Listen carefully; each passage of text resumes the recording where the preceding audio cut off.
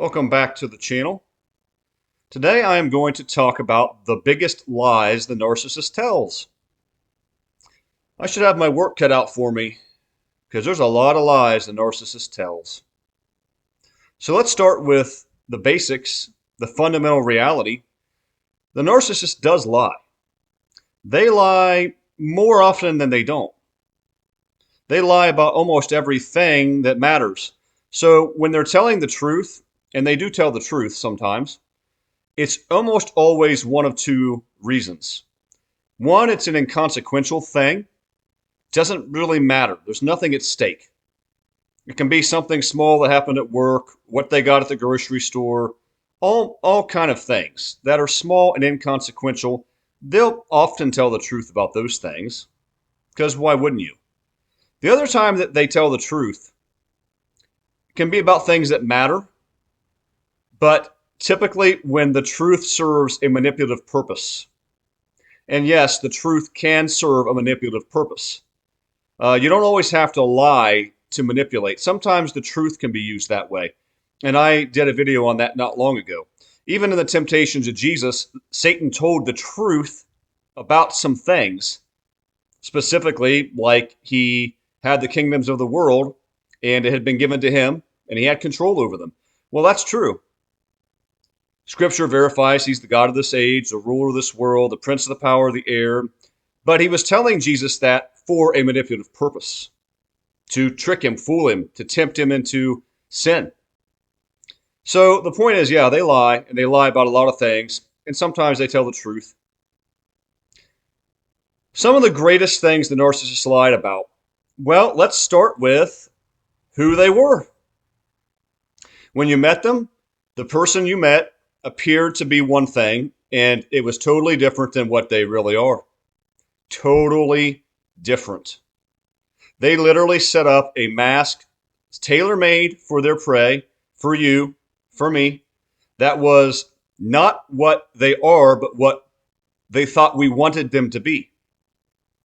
And I'm not going to go too far into mirroring, but that's what they did. They dressed up as whatever you wanted to see. Maybe you wanted a kind person. Maybe you wanted somebody who was never going to leave because you'd been hurt before. Maybe you wanted somebody who was a family-oriented person because you are. Wanted marriage, wanted to move, wanted to live here, wanted to do this. Was into this hobby, this thing. And they set this person up to trick you, to fool you, because they're con artists. So fundamentally, they lied about everything they are. And as time went on, we figured it out. We saw it, right? Because it didn't align. Little by little, the person you began to see did not align at all with the person that was presented. And that creates what's called cognitive dissonance, where you're trying to sort out two things that are in contradiction that somehow you feel like they should go together. So they lied about who they were to trap and to trick you. And that's maybe it's one of the biggest lies they tell. I've got a really good one at the end I'll get to. It's my favorite, at least. The narcissist lied about how much they care.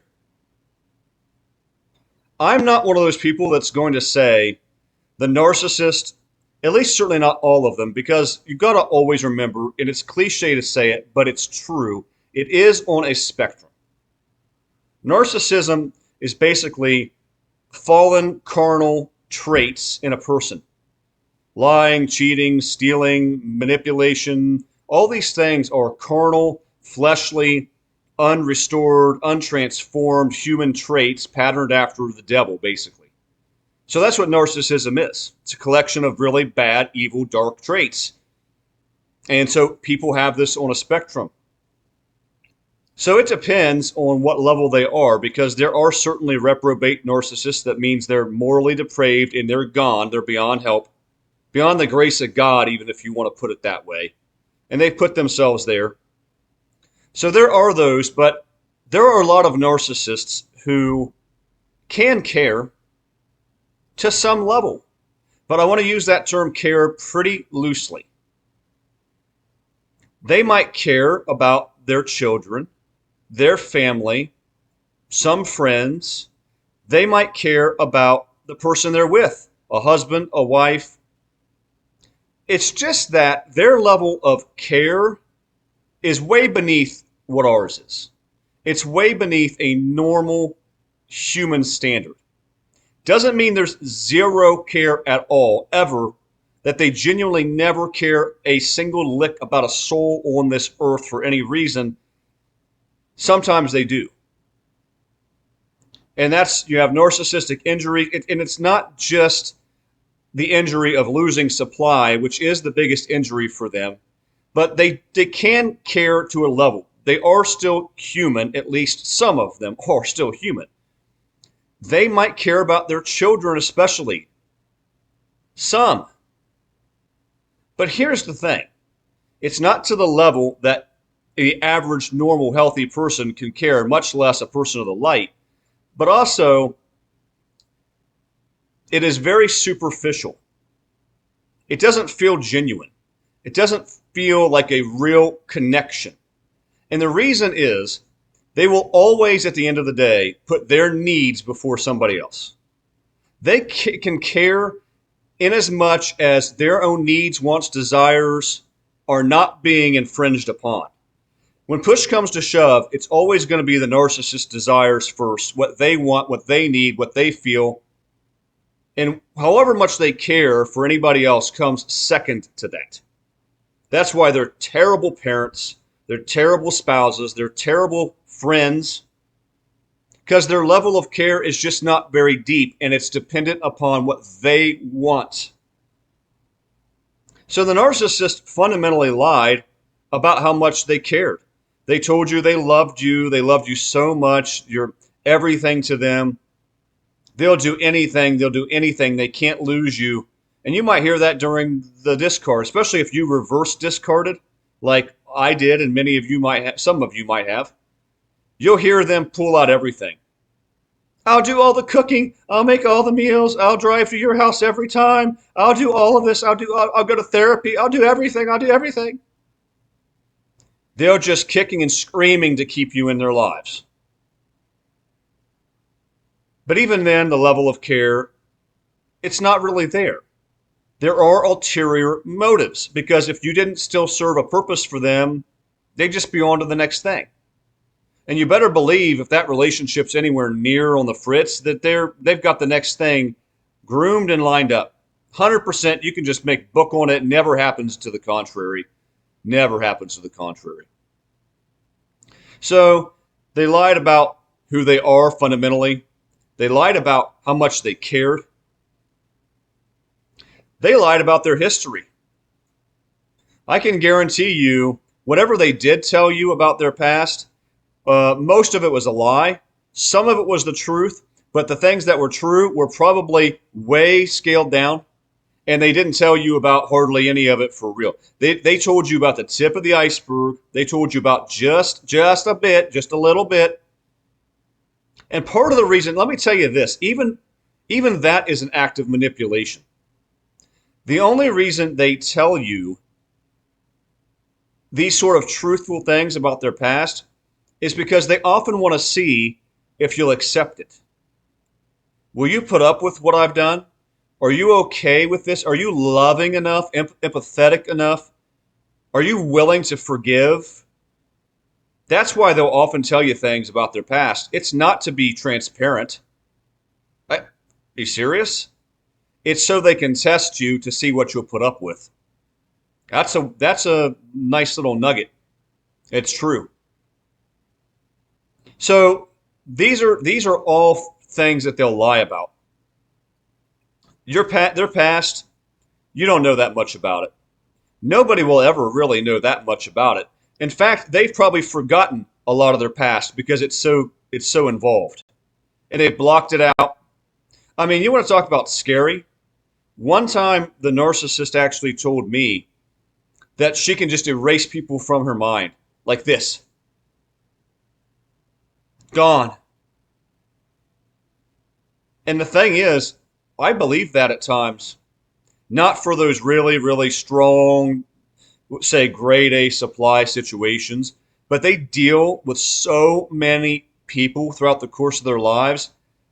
they do become phantoms. I'm sure they don't remember half of them, at least not much. So, yeah. Um, One of the major things I want to get to it, lest I forget it. They lied. Ugh. See? Oh, even there I forgot what I was getting at. That's what happens when you put things on the shelf. You set them in the back of your mind and then they just stew. So maybe that one will come to me. Other things that the narcissist lies about. They lie about oftentimes how many places they've lived, where they worked, who they hang out with, what they're doing behind the scenes. They lie, a big one, about their phone. Their phone is a mystery maze of things. It is full of hidden rooms and unexplored dungeons and secrets. Their phone, and a lot of them do have multiple phones for this reason, but they have absolutely mastered the secret layers and levels of the smartphone. They have mastered where to hide this, where to hide that, where to tuck that thing away, how to silence alerts for this and hide this app when they're not on it, and silence this app. They know all of that. If you could actually get a full view of what's inside the narcissist's phone when you were with them, you would unload your diaper. You would take a load in your diaper, I should say, because it is incredible the stuff that they do that you don't know about. Along those lines, they lied about being single. When you met the narcissist, they told you they were single, didn't they? They're not seeing anybody. Maybe they're fresh out of a relationship. Maybe they say they've been single a long time. They're not dealing with anybody. Well, that's a lie. The narcissist is always dealing with someone and probably multiple people. Always. This is why you might hear at the end of the situation with the narcissist, I've been talking to other guys the whole time. I've got backups. I've got backups for my backups. Because they're cheaters. They're not faithful. They're not loyal. They've always got a bunch of things going because they never want to be without. Lord forbid the narcissist goes 0.3 seconds, one breath of wind, without having somebody there because they're that deeply insecure. Along the lines, they lied about the fact that they're secure. They paint themselves to be such powerful, strong, independent people. And the female covert narcissist on that front, I got to point out, is the worst about it. The female covert narcissist portrays herself to be so fiercely independent. Don't need a man, don't need anything. It's just me. I've got my life. I've got everything. I don't need. When in reality, they're never without people. They always have caregivers, caretakers, people around them propping them up, paying for their lives. Always. They're the most deathly insecure people you'll ever meet in your life. They're weak and powerless. They have nothing of substance, but they're going to portray themselves to be so deeply independent, so fiercely independent. So that whole structure is a lie. You thought the narcissist had their life together. You thought that everything was going well. They really support themselves. They stand on their own 2 feet. They don't actually need anybody. They're never without people. Ever. So I remembered, of course, the biggest one I wanted to get to. The narcissist lied, particularly after the relationship. They lied about how good their lives are.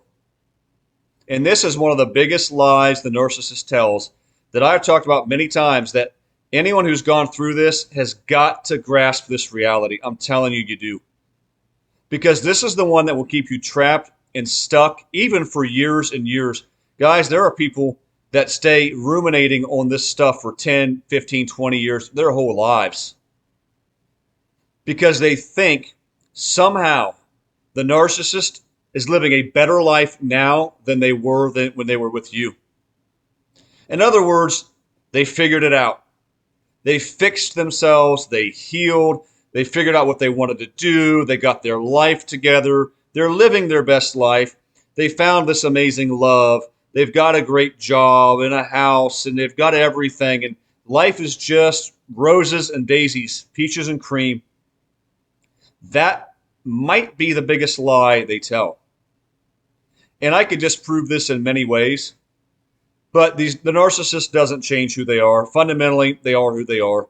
What you saw is exactly what they are.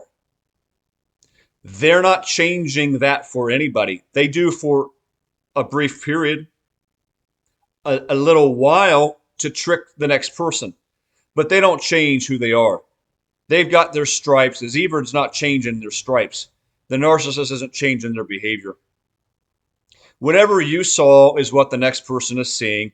Whatever you saw is what the person before you saw, and before them, and before them, and before them, and after you, and after you, and after them, and after them, and after them. And they keep you stuck in this completely fictitious idea that they went on and lived a better life. And you know why that keeps you stuck? Let me tell you why, to dig deeper. That thought keeps you trapped as a prisoner, a literal prisoner, because if they can convince you that they have a better life now without you, what does that mean? You don't even consciously understand this a lot of the time. We don't. But we subconsciously do at least.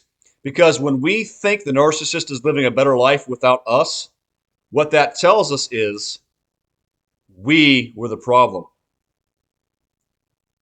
Must have been us. I must not have given enough. I wasn't attractive enough. I didn't have a nice enough house. I didn't say the right things. I didn't treat them well enough. This other person's got this on me and that on me, and I must be inferior. I must not be worth loving. I must not. And that rumination goes on forever. It goes on forever and ever. And that's what they convince you of. And that's the greatest lie.